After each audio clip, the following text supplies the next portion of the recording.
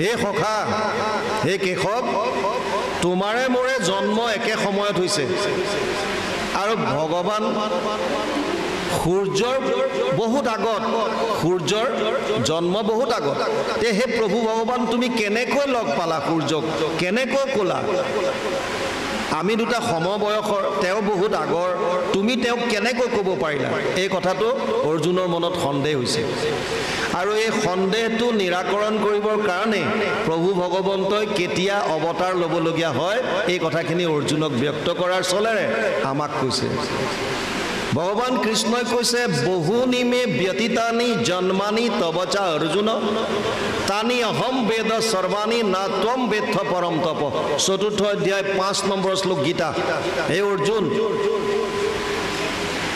বহুনিমে ব্যতীতানি জন্মানি তবচা অৰ্জুন তোৰে মোৰে আগতেও বহুবাৰ জন্ম হৈছে তানি অহম বেদ সৰ্বাণি না ত্বম বেত্থ পৰম তপ এই জন্মবিলাকৰ কথা মই সব জানো কিন্তু তই গম নাপাও যেনেকৈ আমি জীৱবিলাকো আগতেও বহুতবাৰ জন্ম হৈ আহিছো কেতিয়াবা গাধ হৈ কেতিয়াবা হাতী হৈ কেতিয়াবা কুকুৰ কেতিয়াবা মেকুৰী কেতিয়াবা দেৱতা হৈ বহুবাৰ আহিছো কিন্তু আমাৰ মনত নাথাকে কেতিয়াবা কেতিয়াবা এনেকুৱা দুই এটা ওলাই যিসকলৰ আগৰ জন্মৰ কথা মনত থাকে জাতিস্মৰ বুলি কয় পূৰ্ব জন্মৰ কথা মনত থাকে তেনেকুৱা দুই এটা নথকা নহয় কিন্তু বয়স বৃদ্ধি হৈ অহাৰ লগে লগে তেওঁলোকেও সেইবিলাক বোলে পাহৰি যায় সৰু হৈ থাকোতে বিশেষকৈ তেওঁলোকৰ আগৰ জন্মৰ কথাবিলাক কিছুমান মনত থাকে এনেকুৱা ৰেকৰ্ড আছে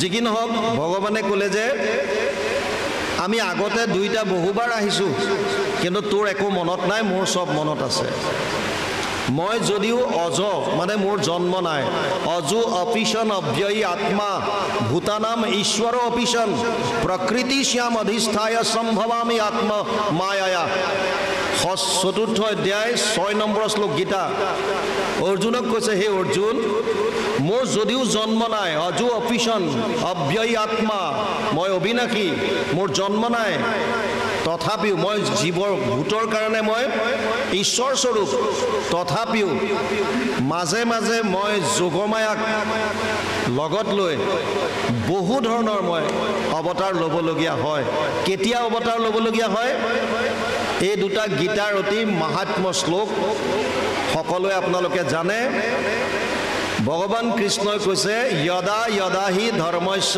গ্লানিৰ্ভৱতি ভাৰত অদ্ভুত্যানম অধৰ্মস্য তদাত্মানম সৃজম্যহম পৰিত্ৰাণায় সাধূনাম বিনাশায় চ দুষ্কৃতাম ধৰ্ম সংস্থাপনাर्थाय সম্ভৱামি যুগে যুগে চতুৰ্থ অধ্যায় 7 আৰু 8 নম্বৰ শ্লোক গীতা ভগৱানে কৈছে হে অৰ্জুন মই যেতিয়া যেতিয়া ধৰ্মৰ গ্লানি হয় আৰু অধৰ্মৰ উত্থান হয় সাধু সন্ত মহন্তৰ ওপৰত যেতিয়া দুষ্কৃতিকাৰীৰ অত্যাচাৰ বৃদ্ধি পায় তেতিয়া মই অৱতাৰ লওঁ বিশেষত তিনটা কাৰণ কৈছে ভগৱানৰ অৱতাৰৰ প্ৰথমটো কৈছে পৰিত্ৰাণায় সাধুনাম সন্তসকলক ৰক্ষা কৰিবৰ কাৰণে পৰিত্ৰাণ কৰিবৰ কাৰণে বিনাশায় চ দুষ্কৃতাম দুষ্কৃতিকাৰীক নাশ কৰিবৰ কাৰণে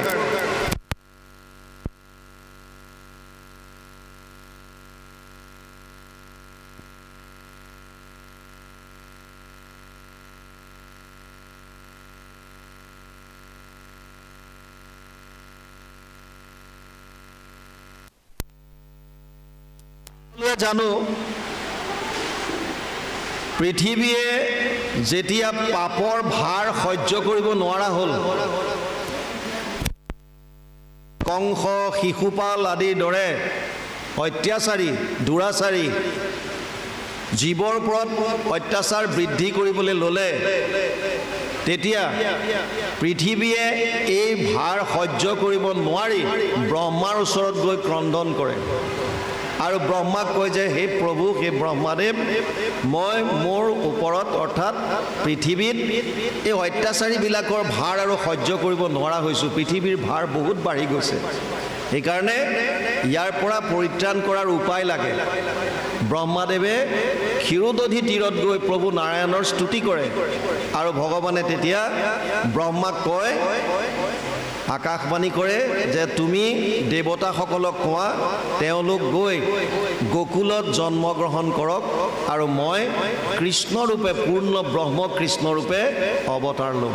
আৰু সেইকাৰণে তেওঁ আহি অৱতাৰ লয় বসুদেৱৰ ঔৰসত দৈৱকীৰ গৰ্ভত। এতিয়া কৃষ্ণ অৱতাৰ হৈ গ'ল। আমাৰ পাঠ যি চলি আছে, মই এতিয়া পাঠৰ লগে লগে যাম। কৃষ্ণ অৱতাৰ হওঁতে তেওঁ প্ৰথমতে চতুৰ্ভুজ ৰূপ ধাৰণ কৰিলে। চতুৰ্ভুজ ৰূপ ধাৰণ কৰাৰ লগে লগে কংসৰ কাৰাগাৰত এটা বিৰাট প্ৰকাণ্ড জ্যোতি হৈছে।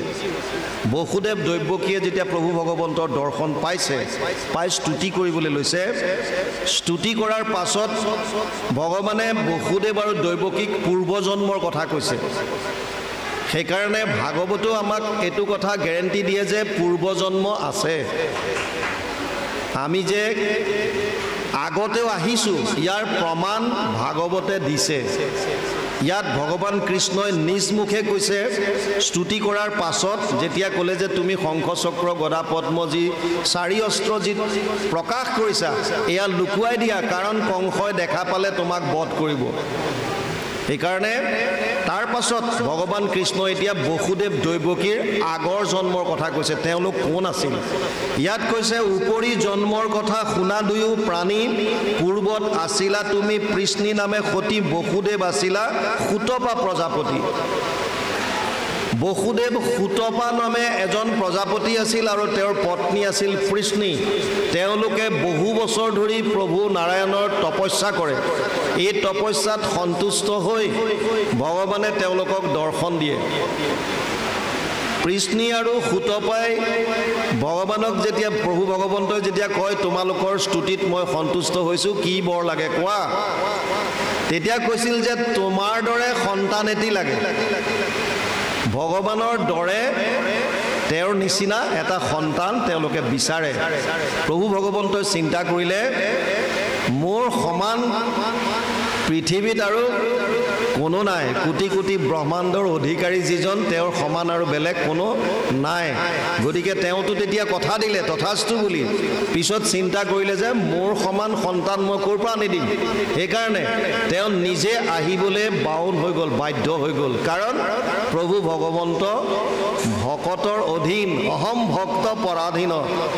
সেইকাৰণে তেওঁ আহিবলৈ বাধ্য হ'ল। আৰু এতিয়া কৈছে যে তোমালোক আগতে সুতপা নামে প্ৰজাপতি আছিলা, আৰু দৈৱকীক কৈছে তুমি পৃষ্ণী নামৰ সতী আছিলা।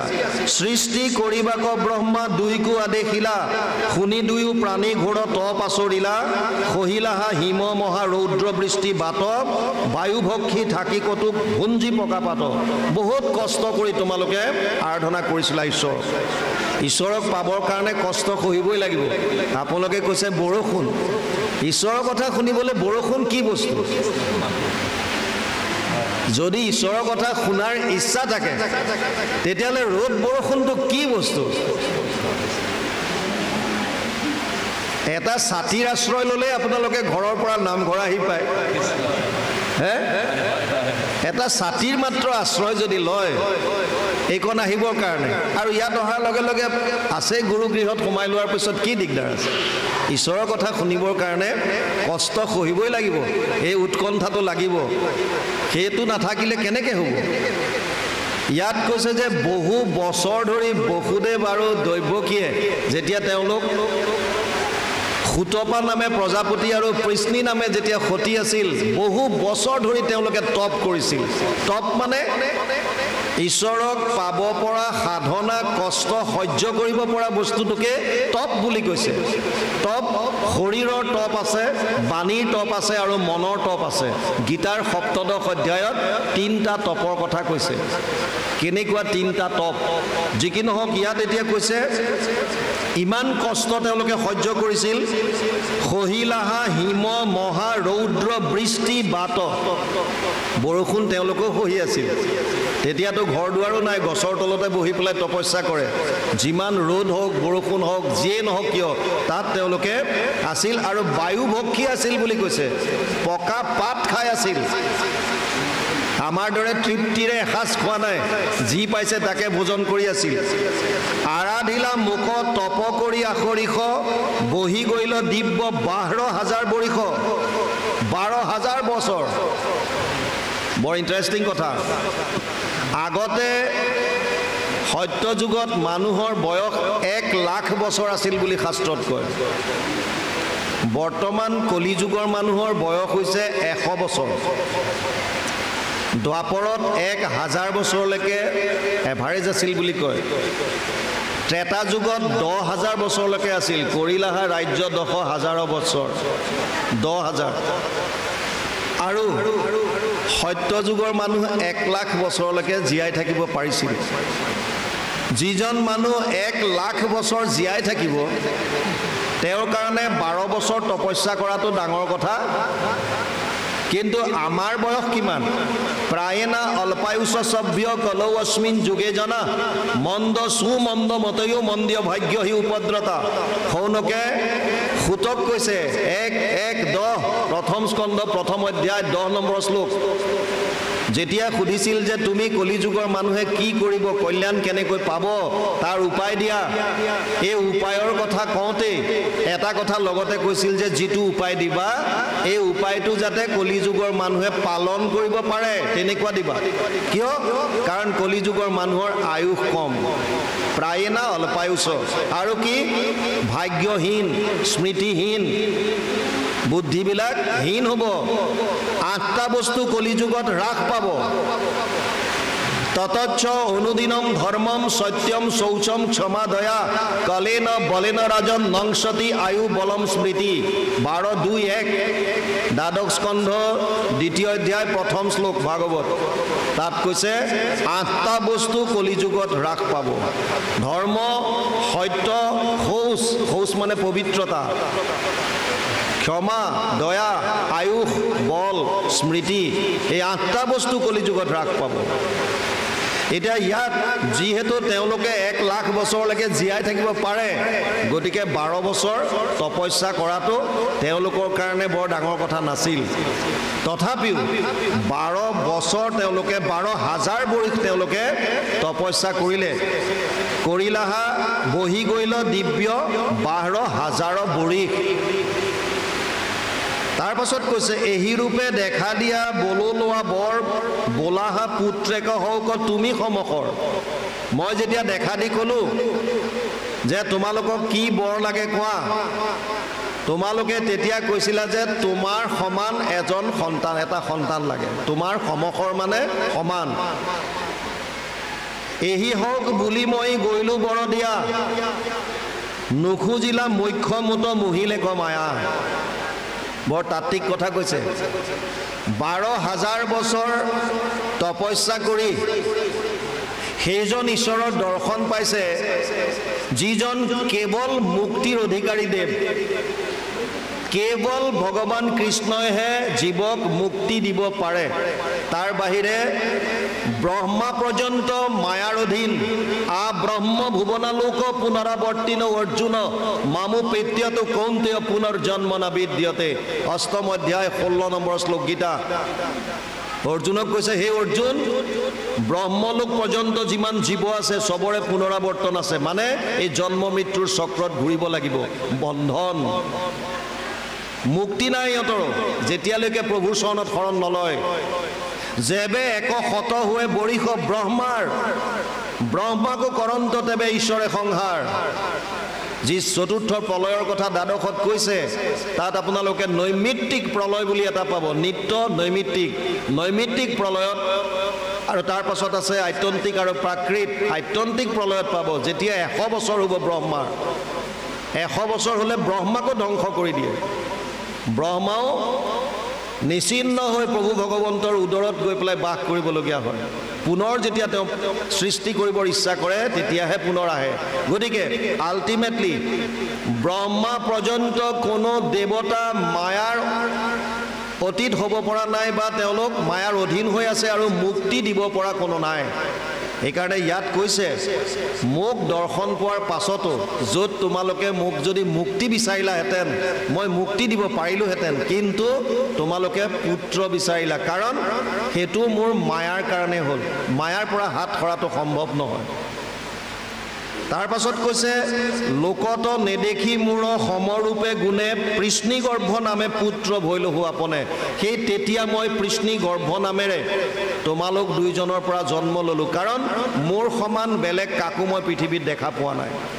সেইকাৰণে ময়ে প্ৰথম অৱতাৰ ল'লে তেতিয়া পৃষ্ণি গৰ্ভ হিচাপে। দ্বিতীয়ত কি হৈছে এতিয়া অদিতি কশ্যপ পাছে ভৈলা তোৰা দুই সিজন্মতো উপজিলো বামন ৰূপ হৈ।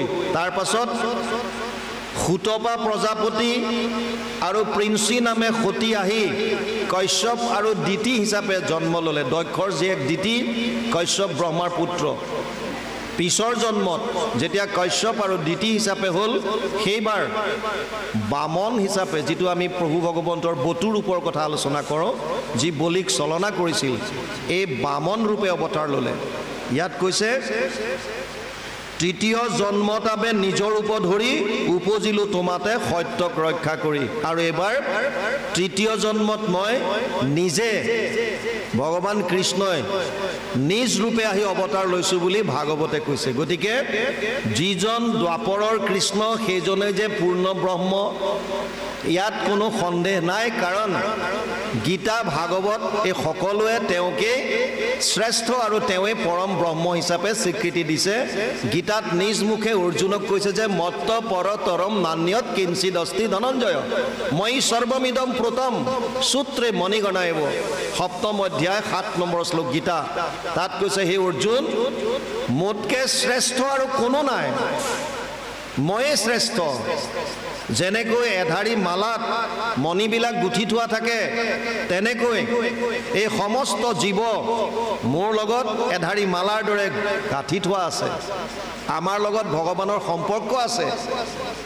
সেইকাৰণে কৃষ্ণক ভজন নকৰি বেলেগৰ ওচৰলৈ গ'লে আমি কেতিয়াও পৰম আনন্দ লাভ কৰিব নোৱাৰিম আৰু মায়াৰ পৰা হাত সাৰিব নোৱাৰিম। ই ধ্ৰুৱ সত্য। কাৰণ আমাৰ মানুহৰ জীৱনৰ মূল লক্ষ্য হৈছে এটা, কেনেকৈ মায়াৰ পৰা পৰিত্ৰাণ পাব পাৰোঁ আৰু পৰম আনন্দ লাভ কৰিব পাৰোঁ। আপোনাক মোক লাগে কি? আমি বিচাৰোঁ কি জীৱনত? আনন্দ। এই আনন্দটো ক'ত পাম? এতিয়া বহুতে ধন টকা পইচা কাপোৰ কানি এইবিলাকত পাম বুলি ভাবি আছে, কিন্তু এবাৰ ভাবি চাওক, যিটো বস্তুত আপোনালোকে আনন্দ বিচাৰিছে বা আমি বিচাৰিছোঁ, সেই বস্তুটো স্থায়ী হয় জানো? মই ধন টকা পইচাত বিচাৰিছোঁ, ধন টকা পইচা স্থায়ী নহয়। আজি মোৰ হাতত আছে, কাইলৈ আপোনাৰ হাতলৈ যাব। মই ঘৰ দুৱাৰত বিচাৰিছোঁ, মোৰ দেউতাই যিটো ঘৰ বনাই থৈ আহিছিল, মই সেইটো ঘৰ বাদ দি বেলেগত বনালোঁ, অৰ্থাৎ স্থায়ী নহ'ল। আমি আজি যিটো বনাইছোঁ, হয়তো আমাৰ পিছৰ জেনেৰেশ্যনে সেইটো আকৌ বাদ দি বেলেগত যাব। যিটো ঘৰৰ পৰা মই সুখ বিচাৰিছোঁ, সেইটো ঘৰ নিজে অস্থায়ী। কিবা এটা অকস্মাত কিবা হ'লে ঘৰেই নিচিন্ন হৈ যাব।